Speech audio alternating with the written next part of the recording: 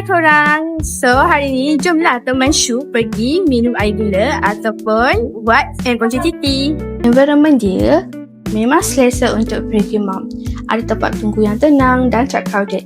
Nasib baik klinik ni comfortable dan woman friendly. Jadi tak rasa stres sangat sepanjang menunggu. Lagi satu best sebab buka sampai 10 malam. Memang convenient untuk pre-mom yang bekerja office hour. Part pertama, kena minum air gula tu within specific time tau. Honestly, manis dia memang instant sikit lah. Lepas tu, kena tunggu sebelum blood test seterusnya. Nasib baik klinik ni comfortable, jadi taklah stres sangat. Proses ambil darah pun cepat.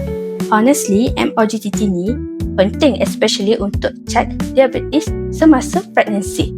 So jangan skip tau. Price dia okay untuk private clinic sebab proses dia cepat and less crowded. Ada orang okay je minum air gula.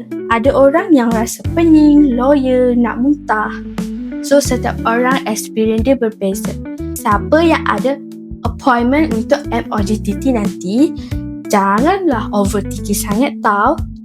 Okay, mana-mana ni yang nak datang untuk minum air gula ataupun MOGTT boleh datang klinik headquarters tau. Okay.